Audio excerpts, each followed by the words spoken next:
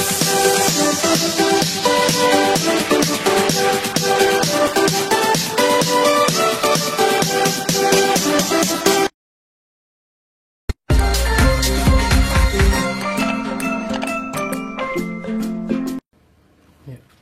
teman-teman, hari ini saya mau coba review buku lagi ya. Kali ini bukunya adalah buku kumpulan puisi dari Djoko Pinurbo. Judulnya Buku Latihan Tidur. Mungkin teman-teman udah pernah tahu ya buku ini ya. Udah pernah lihat juga di di beberapa toko buku ataupun toko buku online ataupun di marketplace ya. Buku ini dijual secara umum. Ini adalah salah satu dari sekian banyak buku kumpulan puisinya karya dari Djoko Pinurbo, penulis Djoko Pinurbo. Oke, mungkin langsung aja kita coba lihat ya. Jadi kalau desain cover depannya dia tampilannya kayak gini aja, hitam, terus ada gambar kayak gini ya, kayak ini kayak gambar apa, penutup mata buat tidur gitu kan, buat tidur. Terus tulisannya dengan font sederhana sih di bawah kayak gini ya. Biasanya kalau judul kan mungkin di atas ini agak beda tulisannya Buku Latihan Tidur Kumpulan Puisi Djoko Pinurbo. Warnanya hitam terus dengan dengan selingan putih, tulisannya putih, backgroundnya hitam, gambar pun putih. Lalu untuk bagian belakangnya ada kayak gini teman-teman. Ini ada ada barcode-nya ISBN ya. Terus ada tulisan harga Pulau Jawa 63.000. Terus ada tulisan sastra puisi ini, sastra puisi ya. Penerbitnya Gramedia Pustaka. Terus ada sinopsisnya kayak gini sih, ada kutipan ini. Kalau yang di belakang tulisannya kayak gini, bahasa Indonesiaku yang gundah membawaku ke sebuah paragraf yang mengeluarkan bau tubuhmu, malah merangkai kita menjadi kalimat majemuk bertingkat yang hangat, di mana kau induk kalimat dan aku anak kalimat.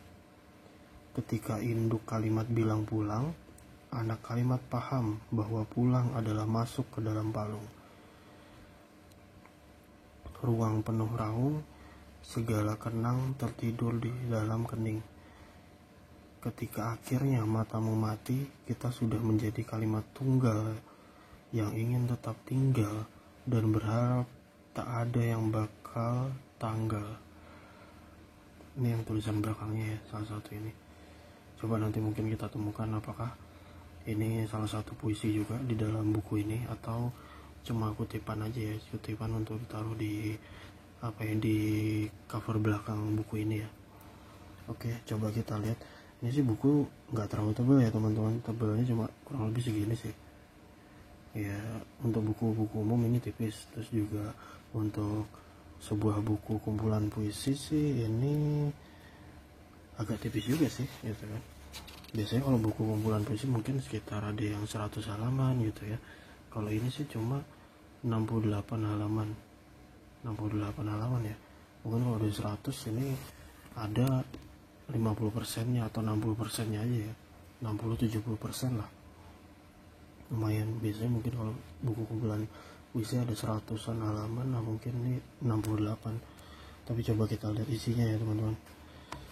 Cover depan, halaman depannya sih kayak gini, hitam polos. Terus ada buku latihan tidur, tulisan buku latihan tidur. Terus ini tanda tangan sama namanya penulis Djoko Pinurbo ya. Terus ini kumpulan puisi ya. Ini kita lihat, coba kita lihat teman-teman. Buku kumpulan puisi cetakan pertamanya Juli 2017 ya. Lalu cetakan kedua Desember, lalu ketiganya Juli lagi, lalu Juli ke Mei, tahun 2018-2019. Jadi ini bukunya terbit di 2017 Ya itulah teman-teman.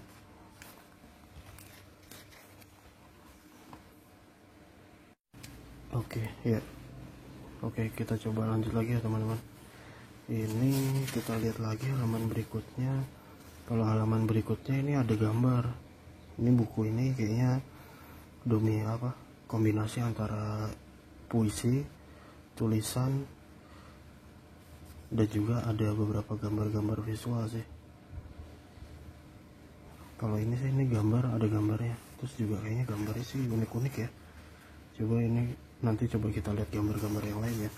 Kalau yang gambar ini kan gambarnya kayak gini teman-teman. Jadi apa ya, ada gambar tanaman, terus di atasnya kayak ada sarang, bentuk kayak sarang burung, terus di atasnya ada rumah.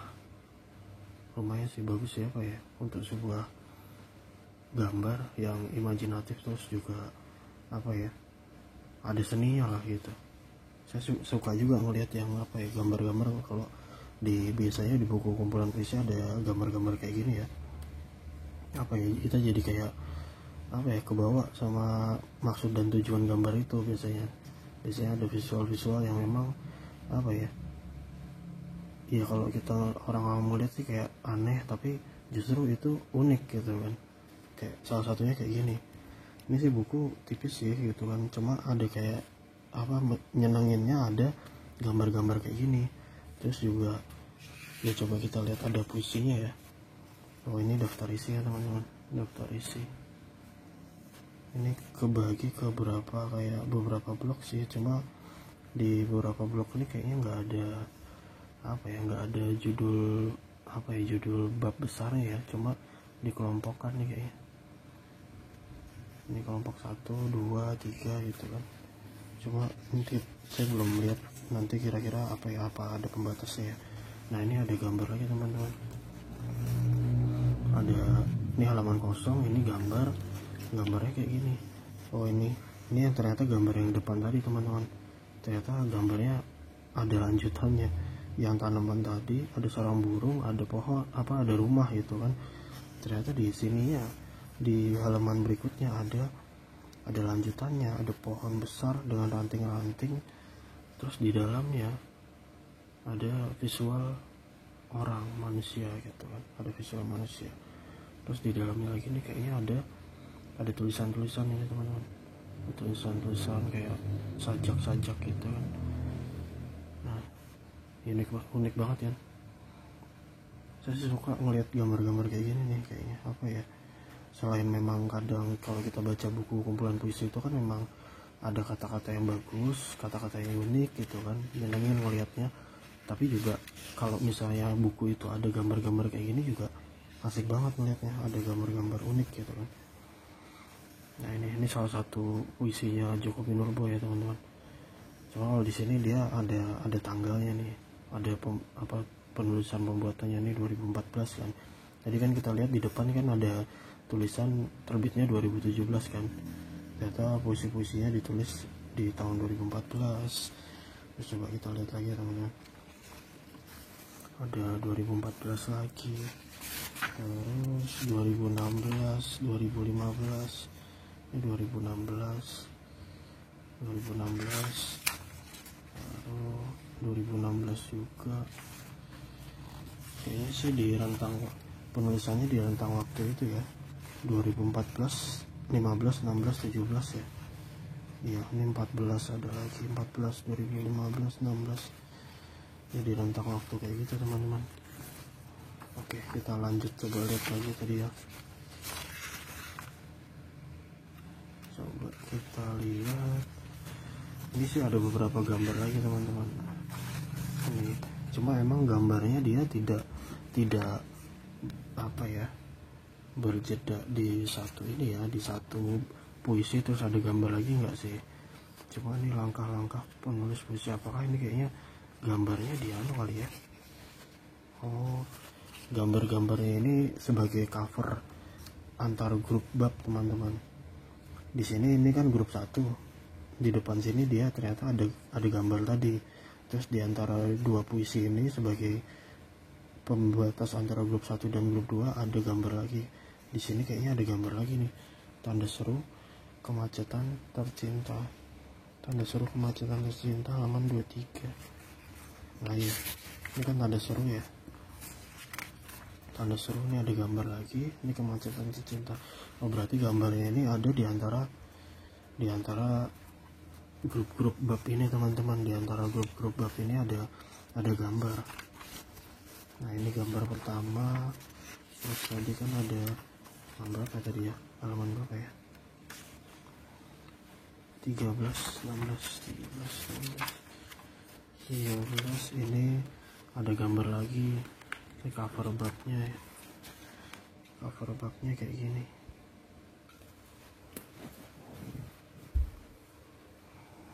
Lebih kayak gini teman-teman. Kalau yang ini kayaknya gambar apa ya, ini bukan daun, ini sayap-sayap kupu-kupu ya, kumpulan sayap kupu-kupu. Terus ini kayaknya bentuknya kayak bentuk manusia sih teman-teman, kepalanya kayak mahkota gitu kan, kayak apa ya, mungkin kayak sanggul gitu kan, tapi kumpulan dari sayap kupu-kupu. Ini kayaknya ada gambar lain sini apa ya, terus ada ini sayap-sayap kupu-kupu kan, terus ini badannya ini badan rasanya ranting-ranting gitu, tapi ini ada tangannya, terus dia berpose kayak pose model gitu ya, badannya ranting-ranting, kepalanya sayap kupu-kupu, warna kayak gitu. Terus ini ada tulisannya, ini siapa ya, ini kayaknya yang membuat sih ya, 2017 dibuat. Ini kayaknya ada visual yang menggambarnya, ada ininya nih. Apakah mungkin ini kali ya? Oh ini ilustrasi desain sampul Shutterstock ternyata. Ilustrasi desain sampul, ilustrasi buku Fandi Dwi Marjaya. Setting ini cuma yang mana ya? Ini juga sih. Terus kita lihat lagi teman-teman. Ini ada cover bab lagi. Kalau ini agak unik juga nih. Ceritanya ada orang yang lagi mendayung gitulah. Terus yang mungkin ini kayak air, kayak danau, tapi danaunya ada gambar wajah ibu lagi nenun kayak gini, lagi nenun. Terus ada yang berlayar di sini, ada yang mengayuh perahu lah di sini kan. Gambarnya unik kan. Coba kita lihat lagi apa yang gambar yang lain, apa ya gambarnya ya. Oh ini ada juga nih cover bab yang ini, unik juga sih nih. Ceritanya kayak orang duduk di kursi, kepalanya ranting-ranting bercabang, seolah-olah banyak ranting gitu kan. Terus dihinggapi beberapa burung-burung tuh, ada burung-burung yang hinggap di kepalanya, ada burung juga ada yang hinggap di bahu. Terus di tangannya dia sambil megang cangkir, terus salah satu kakinya kayak akar gitu ya. Unik juga nih teman-teman, suka saya melihatnya kayak gini. Bagus ya, salah satu bukunya Joko Pinurbo sih, luar biasa banget sih, bagus banget ini. Ini gambar yang berikutnya lagi teman-teman. Ini apa ya, kayak orang sih ini orang ada kayak tenggelam gitu ya, nenggelam setengah badan gitu di antara kayak tanaman-tanaman. Terus ini kepalanya apa ya nih, kok ada ini, terus sama ada gambar burung gagak kali ya, kepalanya kayak ada ini kayak gini teman-teman. Nyeni banget ya, kayak karya seni banget lah pokoknya. Ini ada yang buat sini, yang buat ini tadi 2017 dibuat itu. Kayaknya sih gambarnya ini bukan ini tadi sih kayaknya tulisannya bukan Joko Pinurbo sendiri yang buat ya, kayaknya kolaborasi sama seorang ilustrator ya kayaknya. Nah kayak ini ada gambar lagi nih, bagus ini, ada kupu-kupu, kepalanya karangan bunga sambil megang tanaman juga yang megang bunga juga, terus diantara apa ya, semak-semak rumput-rumput gitu. Coba lihat lagi, ada gambar lagi nggak ya?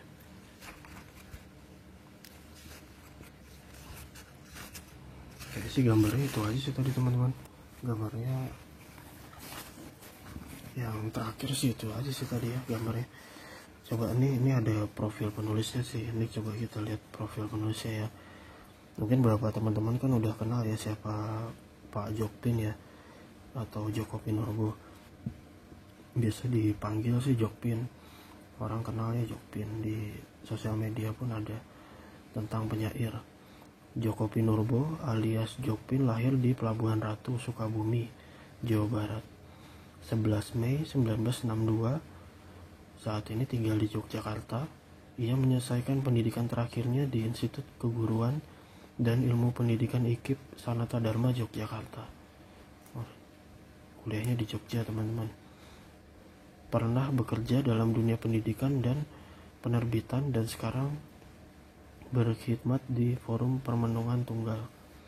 Kegemarannya mengarang puisi ditekuni sejak di sekolah menengah atas. Kepenyairannya mulai dikenal setelah ia menerbitkan kumpulan puisi Celana tahun 1999. Sejak itu buku-bukunya bermunculan di bawah kibaran Sejak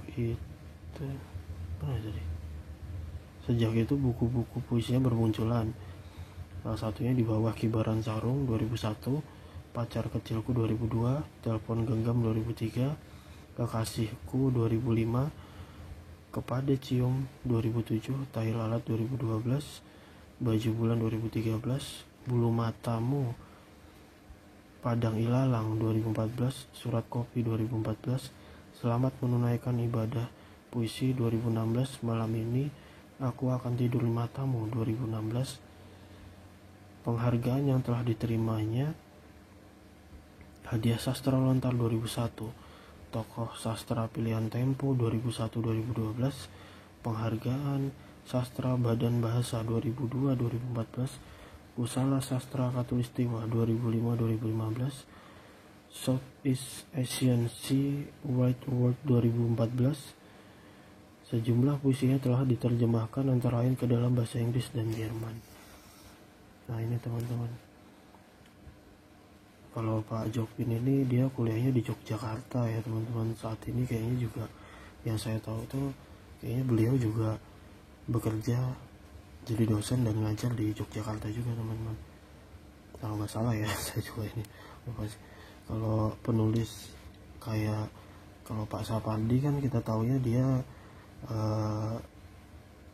dari Solo tapi ngajar di Universitas Indonesia ya. Kalau ya Pak Jokpin ini dari Jawa Barat ngajar ke Yogyakarta, kuliahnya juga di Yogyakarta juga sih. Jadi kayak saling ini, Pak Sapardi lari ke ibu kota, yang ini dari Pak Jokpin dari barat ke arah Jogja, Solo gitu. Nah, coba kita lihat salah satu isi puisinya ya teman-teman. Isi puisinya ini unik-unik juga teman-teman. Coba kita lihat sih. Ini dongeng puisi, kamus kecil, buku latihan tidur. Nah ini kalau yang judulnya tadi ini buku latihan tidur, ada puisinya juga sih. Buku latihan tidur panjang sih nih. Oh iya, 2 halaman, ditulis 2015. Sementara bukunya kan terbit 2017. Ini ditulisnya 2015.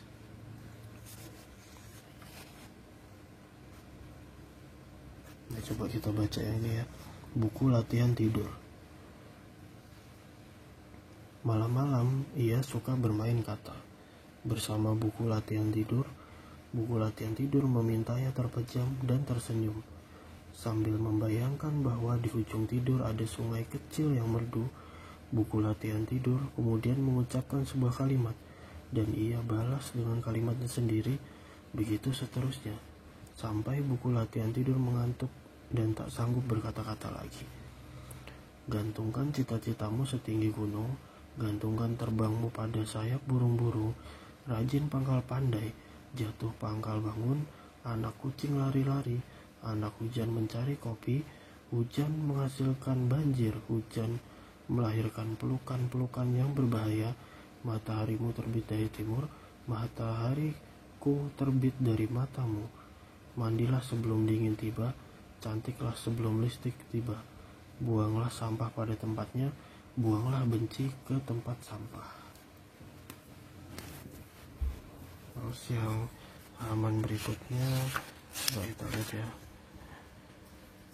Ini surga ada di telapak kaki ibu. Kaki ibu mengandung pegal-pegal kakiku.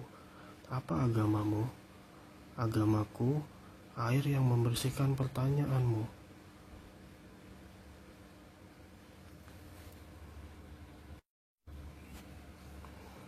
Apa agamamu? Agamaku, air yang membersihkan pertanyaanmu. Tuhan, aku sayang kamu. Sayangku terbuat dari hati yang kurang hati-hati. Tuhan tidak tidur. Tuhan menciptakan tidur. Buku latihan tidur pun tertidur. Kata-kata tertidur. Dan ia minta selamat kepada tidur. Tidur, alamat pulang paling pasti. Ketika kata-kata kehabisan isi dan tak tahu lagi kemana akan mau pergi, tidur, mati sunyi di riuh hari. Di subuh yang kosong, buku latihan tidur mendapatinya sudah menjadi kepompong. 2015. Nah itu ya teman-teman, salah satu salah satu puisi di bukunya Pak Djoko Pinurbo itu tadi ya teman-teman. Coba kita lihat lagi yang judul lain. Ini sih banyak sih judulnya yang puisinya unik-unik teman-teman. Keluarga puisi ini juga saya suka juga sih. Apalagi salah satunya ini, salah satu kutipannya aja ya. Kakek sudah menguning, tak lama lagi terlepas dari ranting dan menggelepar di pekarangan. Nenek sudah matang, sudah bersiap meninggalkan dahan dan terhempas di rumputan. Ini salah satu yang saya suka banget sih, ini diksinya bagus banget sih. Jadi perumpamaan kakek udah menguning kayak dedaunan gitu ya maksudnya. Udah menguning, nenek sudah matang. Nenek sudah matang tuh kan kayak diksi bahwa kayak buah gitu kan, buah tuh udah matang. Nenek ini kayak buah, kakek ini kayak daunnya gitu ya. Jadi ini diksinya bagus banget sih. Ibu sedang mekar di ranjang, harumnya tersebar di seluruh kamar. Ayah sedang berembus di beranda dan aku masih menyala di atas meja. Bagus juga sih. Coba kita lihat lagi teman-teman. Ini ada litani terima kasih, langkah-langkah menulis puisi. Terus ada lagi perjamuan malam, tokoh cerita perjamuan malam ini unik juga nih.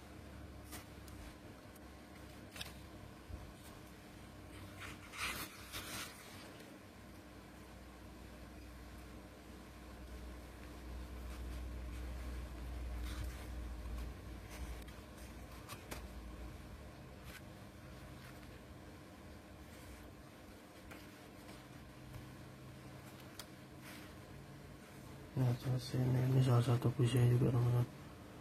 Perjamuan mutakhir. Ia duduk di depan meja yang dikelilingi 12 piring lapar. Ia membuka kitab dan menemukan menu baru di antara ayat-ayat makanan. Maaf, menu yang Tuhan pesan sedang habis, cetus imam rumah makan.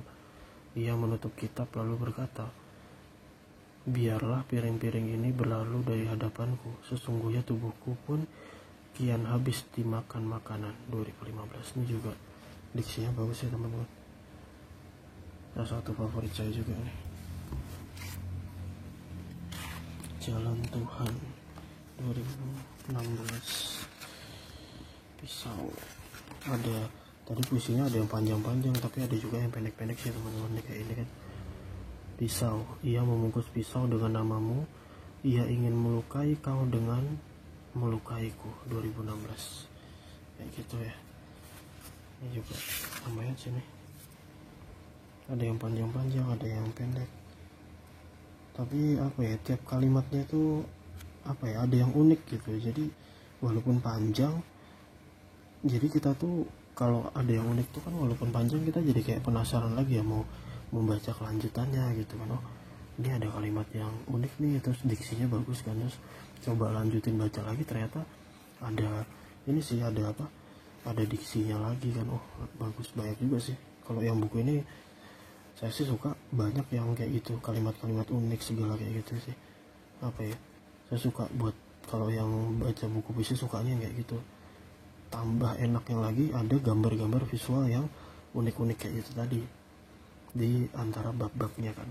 Walaupun memang ini tebalnya cuma 68 halaman ya, tapi lumayan sih, lumayan apa ya, bagus lah untuk intinya kita ngeliat kan tulisannya, terus juga ada pemanisnya ya, ilustrasi itu tadi kan gitu. Jadi ya buku ini oke sih gitu kan, untuk dibaca berulang kali gitu teman-teman.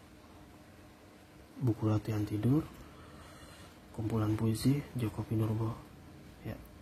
Mungkin teman-teman kalau yang mau baca lebih lengkapnya bisa beli bukunya di toko buku terdekat ya. Ya mungkin cukup sekian aja ya review buku dari saya kali ini. Terima kasih teman-teman, terima kasih udah nonton. Buat teman-teman semua, jangan lupa subscribe, like, comment, share ya. Ya mungkin cukup sekian. Terima kasih udah menonton semuanya.